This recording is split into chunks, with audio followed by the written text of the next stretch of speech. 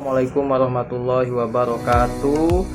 Nama saya Abdul Aziz. Di kelompok saya ada Adnan, ada Abdul Aziz, ada Ana, dan juga ada Ayu Malia.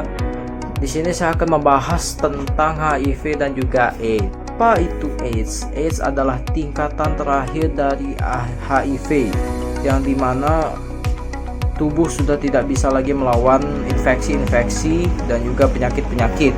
Lalu apa itu HIV? HIV adalah suatu virus yang menyerang sistem kekebalan tubuh, yang nantinya kekuatan tubuh untuk melawan penyakit dan juga infeksi itu melemah.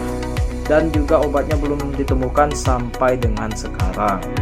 Dengan beberapa metode tertentu penyakit ini bisa diperhambat. Faktor-faktor penyebab HIV dan juga AIDS: pertama, orang yang melakukan tato dan juga mendidik; kedua, orang yang terkena penyakit seksual yang lain; yang ketiga, penggunaan narkotika suntik; keempat, melakukan hubungan intim dengan penggunaan narkotika suntik. Itulah salah satu faktor-faktor penyebab HIV dan AIDS. Nah, setelah mendengar penjelasan dari Kak Aziz tadi, HIV juga memiliki gejala-gejalanya loh. Apa aja ya gejala-gejala HIV itu? Nah, di sini kita bahas. Kebanyakan orang-orang yang terinfeksi HIV tidak menyadari bahwa dirinya telah terinfeksi oleh HIV loh teman-teman. Karena HIV itu menyebarnya dengan cara bertahap-tahap hingga akhirnya ke fase terakhir, yaitu AIDS. Setelah terinfeksi, beberapa orang akan mengalami penyakit seperti demam kelenjar, nyeri sendi, dan pembesaran kelenjar getah bening. Akan tetapi, beberapa orang yang terinfeksi tak memiliki gejala tertentu. Dengan demikian, satu-satu caranya untuk mengetahui infeksi HIV adalah dengan tes HIV. Jadi, dengan tes HIV kita akan mengetahui apakah kita terinfeksi HIV atau tidak. Nah, di sini ada 4 tahap. 4 tahap HIV itu untuk menjadi teridentifikasi sebagai AIDS. Tahap pertama merupakan infeksi HIV yang biasanya tak bergejala dan belum dikategorikan sebagai AIDS. Tahap kedua berupa infeksi saluran pernapasan atas yang berulang-ulang. Tahap yang ketiga menjadi diare kronis yang tidak dapat dijelaskan selama lebih dari 1 bulan. Infeksi bakteri yang parah serta tuberkulosis paru-paru. Tahap keempat meliputi infeksi parasit di otak, trakea, paru-paru, serta kanker tulang. Virus HIV merupakan virus yang dapat menular. Lalu, bagaimanakah cara penularan virus HIV dapat terjadi? Berikut ada beberapa cara penularan yang mungkin dapat terjadi pada pengidap HIV.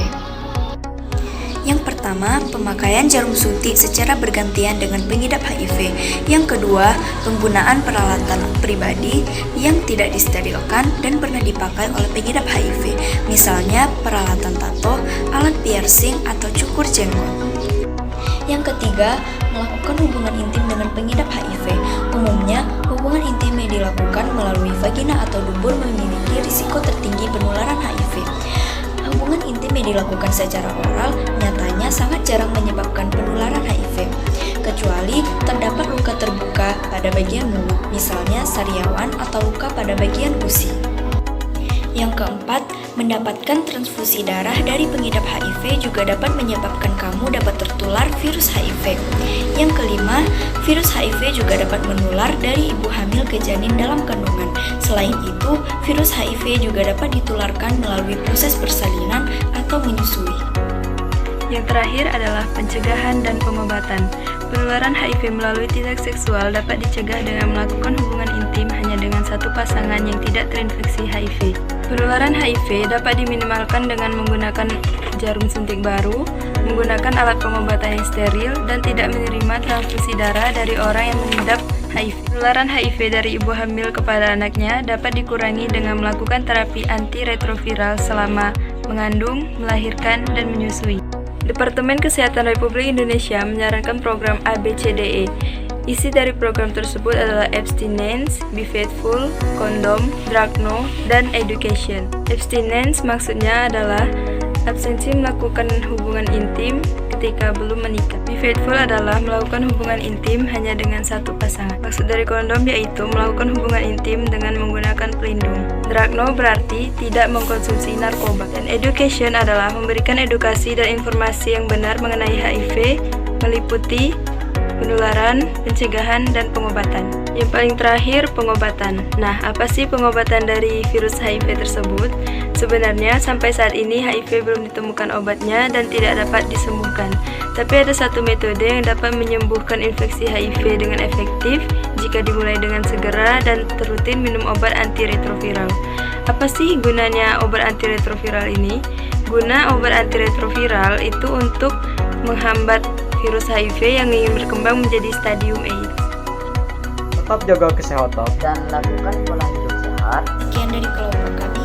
Bila ada kata-kata yang salah atau kurang berkenan di hati teman-teman, mohon dimaafkan. Assalamualaikum warahmatullahi wabarakatuh.